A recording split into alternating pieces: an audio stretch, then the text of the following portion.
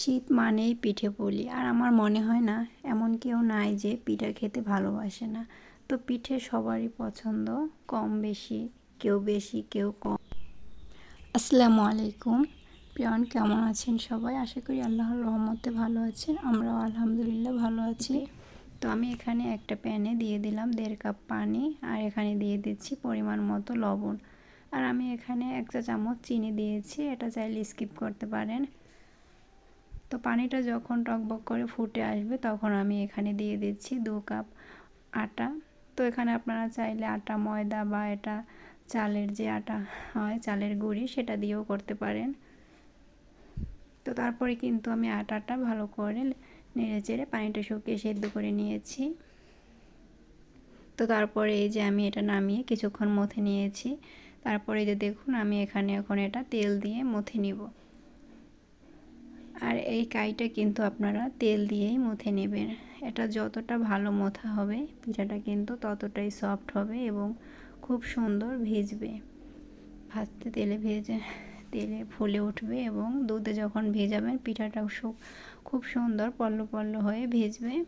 তো দেখুন আমি কিন্তু এভাবে হাতে তেল নিয়ে তারপরে এটা খুব ভালো করে হাতের তালু দিয়ে এই যে এরকম ডলে ডলে এটাকে মেখে নিচ্ছি।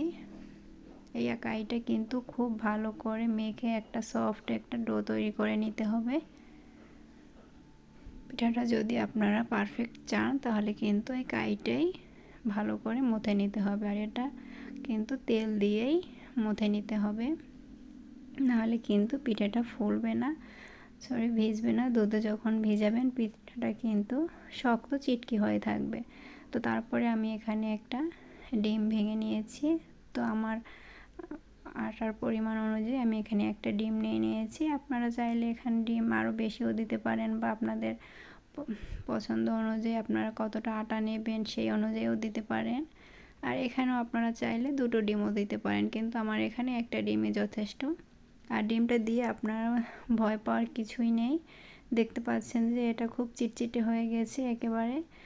তো ভয় পাওয়ার কিছু নেই, এটা আস্তে আস্তে যখন এটা মথে নেব তখন এটা আস্তে আস্তে ঠিক হয়ে যাবে।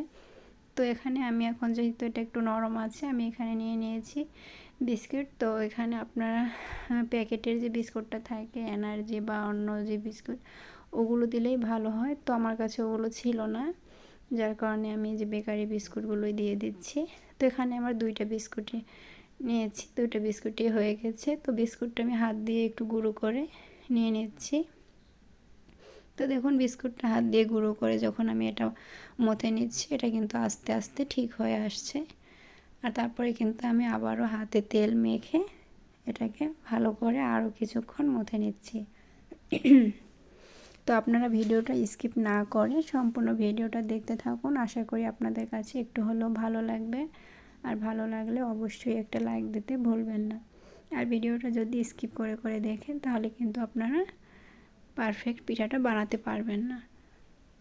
আর যারা পারেন তারা তো অবশ্যই জানেন যে এটা কেমন করে বানাতে হয়। আর একটা ভিডিও তৈরি করতে কিন্তু অনেকটা সময় প্রয়োজন, মানে একটা রান্না করতে যতটা সময় না লাগে একটা ভিডিও করতে কিন্তু রান্নাটা তখন আরও দ্বিগুণ সময় প্রয়োজন হয়।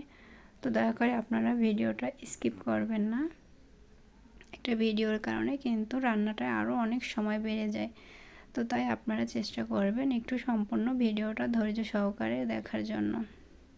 তো আপনারা দেখতেই পাচ্ছেন আমি কিন্তু হাতে তেল নিয়ে এটাকে মথে নিচ্ছি। আর দেখুন মুথে নিতে এটা কিন্তু খুব সুন্দর হয়ে গেছে, প্লেট থেকে ছেড়ে আসছে আর খুব সুন্দর কিন্তু সফট হয়েছে।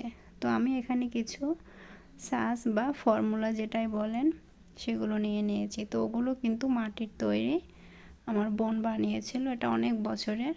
তো আমি এগুলো দিয়েই বানাই, যখন হাতে সময় থাকে না তখন কিন্তু হাত ডিজাইন করতে আসলে অনেকটা সময় প্রয়োজন হয়। তো সস থাকলে খুব দ্রুত এটা বানিয়ে নেওয়া যায়। আর একটা প্লাস্টিকেরও আছে, ওটা কিনে নিয়েছিলাম 20 টাকা দিয়ে।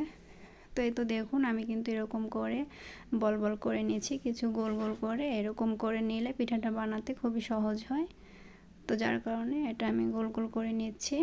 সবগুলো করব না, আমি অর্ধেকটা গোল করে নিব আর কিছুটা বাকি রেখে দেব। তো এই তো দেখুন আমি কিন্তু এখানে বেশ কয়েকটা গোল করে নিয়েছি আর কিছুটা কাই আমি এখানে রেখে দিয়েছি। তো দেখতেই পাচ্ছেন। তো এবার আমি এখান থেকে একটা গোল একটা অংশ নিয়ে নিয়েছি, নিয়ে একটা ছাঁচের উপরে রেখে আর একটা ছাঁচ দিয়ে দেখুন যেরকম চেপে দিচ্ছি, কত সহজে একটা পিঠে হয়ে গেল। তো আসলে যখন সময় না থাকে তখন কিন্তু এই পিঠাটা বানাতে এই ছাঁচটা হাতের কাছে থাকলে খুবই সহজ মনে হয় ইজিলি। তো এই তো দেখুন, এই তো শুধু একটা গোল অংশ নিয়ে এই যে ছাঁচের ভিতরে দিয়ে এরকম করে চেপে দিলেই কত সহজে একটা পিঠা তৈরি হয়ে যাচ্ছে। তো আপনারাও যদি এই ছাঁচটা, এটা কিন্তু বাজারে কিনতে পাওয়া যায় প্লাস্টিকের, আপনারা যদি এটা কিনে নেন তাহলে কিন্তু এটা খুবই ইজিলি আপনারা এই পিঠাটা তৈরি করে নিতে পারবেন। দেখুন আমি কিন্তু কতগুলো পিঠা তৈরি করে নিয়েছি। তো এবার আমি একটা মাটির ছাঁচ আর একটা প্লাস্টিকের তা দিয়ে একটা পিঠা তৈরি করে নিলাম।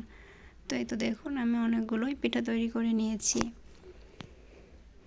আর এই পিঠাটা তৈরি করা কিন্তু খুবই সহজ, আর আপনারা চাইলে এটা কিন্তু হাত দিয়েও খুব সুন্দর সুন্দর করে ডিজাইন করে নিতে পারেন। আমার যেহেতু এটা রাত হয়ে গিয়েছিল তো এই জন্য আমি বেশি ডিজাইন করতেছি না, এটা তো যেহেতু আমরাই বাসায় খাবে সবাই, তো এই জন্য আমি সাজ দিয়ে তৈরি করে নিচ্ছি। তো আপনাদের দেখানোর জন্য আমি এখানে কয়েকটা ডিজাইন করে নিচ্ছি একটা চামচের সাহায্যে। তো দেখুন চামচ দিয়ে আপনারা কিন্তু খুব সহজেই সুন্দর সুন্দর করে ডিজাইন করে নিতে পারেন। আপনারা হয়তো আমার থেকেও আরও অনেক সুন্দর ডিজাইন করে নেবেন। তো আমি অনেক দিন বানাইনি, যার কারণে আমি ডিজাইনগুলো ভুলে গিয়েছি, আর আমি দ্রুত যেটা মনে আসছে আমি সেটাই করে নিচ্ছি। তো এই তো দেখুন আমি কিন্তু কয়েকটা পিঠার ডিজাইন হাত দিয়েও করে নিচ্ছি। তো এভাবে করে আমি সবগুলো পিঠা তৈরি করে নেব। তো আপনারা দেখেই বুঝতে পারছেন আমি কেমন করে ডিজাইনটা করছি, আর আপনারা আপনাদের পছন্দ অনুযায়ী যেরকম পারেন সেইভাবে আপনারা পিঠাটা তৈরি করে নেবেন। তো এই তো দেখুন,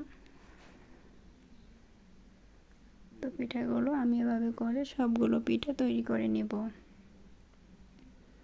আর আপনারা যারা নতুন আমার আজকে এই ভিডিওটা দেখবেন তারা অবশ্যই আমার চ্যানেলটা সাবস্ক্রাইব করে দিবেন আর আমার চ্যানেলের সাথেই থেকে যাবেন। প্লিজ ভিডিও দেখার শুরুতে একটা লাইক দিয়ে দিবেন। তো এই তো দেখুন আমি আরও সুন্দর একটা ডিজাইন করে নিলাম। তো এভাবে কিন্তু আমি কয়েকটা ডিজাইন করে নিয়েছি হাত দিয়ে অফ ক্যামেরায়। যেহেতু ভিডিওটা অনেক বড় হয়ে যাচ্ছে তো এই জন্য আমি করে দিচ্ছি, স্কিপ করে দিয়েছি।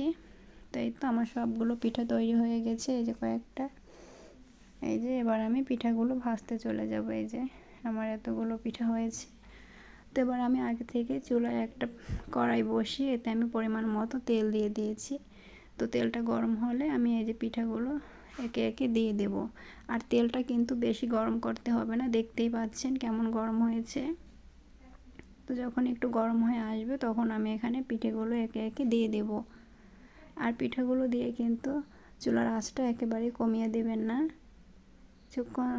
হাই আঁচে রেখে দিবেন, তারপরে এটা আস্তে হাইয়ের থেকে একটু কমে রেখে দিবেন। তো তারপরে কিন্তু পিঠাগুলো আমি এই যে আস্তে আস্তে উল্টে দিচ্ছি। এক সাইড হালকা করে ভাজা হলে আমি এই যে এরকম করে উল্টে পাল্টে পিঠাগুলো একটা সুন্দর একটা ব্রাউন কালার করে ভেজে নেব। তো দেখুন, আর এই পিঠাটা দেখুন ফুলে ডবল হয়ে, দেখতেই পাচ্ছেন পিঠাটা কত সুন্দর করে ফুলে গেছে। আর এটা আপনারা কত ছোট বড় করবেন সেটা আপনাদের পছন্দ অনুযায়ী, আপনারা যদি চান এর থেকে একটু বড় করে নেবেন তাহলে বড় করে করতে পারেন। তো পিঠাটা যেহেতু এখন এই যে ফুলে উঠছে তারপরে ভিজলে কিন্তু এটা আরও ডবল হয়ে যাবে, তো এই জন্য আমি এটাকে মিডিয়াম সাইজে করে পিঠাটা তৈরি করে নিয়েছি। তাই তো দেখুন কত সুন্দর একটা কালার আসছে মাশাআল্লাহ। তো আমি এবার পিঠাগুলো তুলে নেব। তো ওগুলো তুলে কিন্তু আমি পরবর্তীতে আরও একবার পিঠা দিয়ে দিয়েছি। তো এভাবে করে আমি সবগুলো পিঠা ভেজে তুলে নিচ্ছি। তো এটা বাকিগুলো আমি আর দেখাচ্ছি না। তো এই তো দেখুন মাশাআল্লাহ আমি কিন্তু সবগুলো পিঠা ভেজে তুলে নিয়েছি, না আরও কয়েকটা আছে। তো তারপরে আমি দিয়ে দিলাম প্যানে দুধ। তো এখানে আমি 1.5 লিটার দুধ নিয়ে নিয়েছি। তো এটা কিন্তু আমি আগে থেকে জাল করে নিয়েছি, তো আরও কিছুক্ষণ জাল করে নেব। এই জন্য এখানে দিয়ে দিলাম আমি একটা তেজপাতা ছিঁড়ে আর 2টো সাদা এলাচ দিয়ে আমি আরও কিছুক্ষণ জাল করে নিচ্ছি। আর পিঠাটা কিন্তু আপনারা ভেজে সঙ্গে সঙ্গে গরম পিঠা দুধের ভিতরে ভিজাবেন না, তাহলে কিন্তু পিঠাটা শক্ত হয়ে যাবে, ভিজবে না। তো এই তো দেখুন আমি দুধটা কিছুক্ষণ জাল করে এখানে আমি দিয়ে দিচ্ছি আমার পরিমাণ অনুযায়ী 1 কাপ চিনি। মিষ্টিটা আপনাদের পছন্দ অনুযায়ী দিবেন, কম বেশি করে। আমি আমার পরিমাণ অনুযায়ী এখানে চিনিটা দিয়ে দিয়েছি। তো এবার আমি আরও কিছুক্ষণ নেড়ে চেড়ে তারপরে আমি এখানে দিয়ে দিচ্ছি 1/2 চা চামচ লবণ। এটা মিষ্টির ব্যালেন্সটা ঠিক রাখার জন্য। অনেকে লবণটা খেতে পছন্দ করে না মিষ্টিতে, কিন্তু আমরা দেই। তো তারপরে এই তো আমি আরও কিছুক্ষণ নেড়ে চেড়ে এই যে ভিতরে যে এলাচ আর তেজপাতা দিয়েছিলাম ওগুলো আমি তুলে নেব। আর তারপরে কিন্তু আমি চুলাটা বন্ধ করেই পিঠাগুলো ভেজাবো। কখনোই গরম তেলে পিঠাটা ভেজে সঙ্গে সঙ্গে দুধের ভিতরে পিঠাটা দিবেন না, তাহলে কিন্তু ভালো করে ভেজবে না, পিঠাটা কিন্তু শক্ত হয়ে যাবে। তাই তো দেখুন মাশাআল্লাহ আমি কিন্তু চুলাটা বন্ধ করে সবগুলো পিঠা দিয়ে দিচ্ছি। তো এখানে আমি কিছুটা পিঠা দিচ্ছি, এই যে দেখুন, দিয়ে আমি এভাবে একটা প্লেট দিয়ে ঢেকে রেখে দেবো সারা রাতের জন্য। এটা কিন্তু 1-1.5 ঘন্টার ভিতরেও ভেজে যায়, কিন্তু সেরকম ভেজে না যতটা মজা সকালবেলা হয়। তো এই জন্য কিন্তু আমি সারা রাত এভাবে রেখে দিয়েছিলাম। তো এই তো দেখতেই পাচ্ছেন কিন্তু পিঠাটা ফুলে কত ডবল হয়ে গেছে, আর দেখুন কতটা টইটুম্বর হয়ে গেছে, দেখতেই পাচ্ছেন। মাশাআল্লাহ কত লোভনীয় লাগছে। তো আমি কিন্তু একটা প্লেটে সার্ভ করে নিয়েছি, দেখতেই পাচ্ছেন। তো পিঠাটা এতটা নরম হয়ে গেছে যে তুলতে গিয়ে ভেঙে যাচ্ছে। তো আমি খুব সাবধানে এই যে পিঠাগুলো তুলেছি, তাও দেখুন একটু ভেঙে গেছে। তো দেখুন প্রতিটা পিঠার রসে টইটুম্বর হয়ে গেছে ভিজে, এই যে।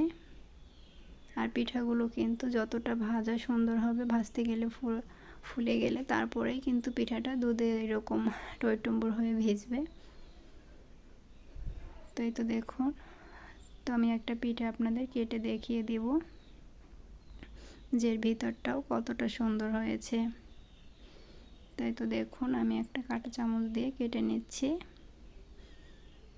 দেখুন কত সহজে কেটে যাচ্ছে, আমি কিন্তু এখানে একটু প্রেসার করিনি, চামচটা ধরার সঙ্গে সঙ্গেই কেটে গেল। আর ভিতরটা দেখুন মাশাআল্লাহ কতটা লোভনীয় লাগছে, জালি জালি ভিতরটা কিন্তু। এই যে দেখুন কতটা পাল্লা পাল্লা হয়েছে। আর এটা কিন্তু আমি যে আটাটা মথে নিয়েছি এর কারণেই কিন্তু পিঠাটা এত সুন্দর হয়েছে। দেখুন ভিতরটা কত লোভনীয় লাগছে, আর খেতেও কিন্তু মাশাআল্লাহ সাধারণ হয়েছে। তো আপনারা অবশ্যই বাসায় ট্রাই করবেন, এটা কিন্তু বাচ্চাদের খুবই পছন্দের একটি পিঠা। আমার বাচ্চারা তো এই পিঠাটা খুবই পছন্দ করে, আমি তো ওদের প্রায় এটা বানিয়ে দেই। এটা শুধু শীতে না, 12 মাসে এই পিঠাটা আমার ঘরে বানানো হয়। তো এই তো সবাই ভালো থাকবেন, সুস্থ থাকবেন, আল্লাহ হাফেজ। দেখা হচ্ছে পরবর্তী ভিডিও।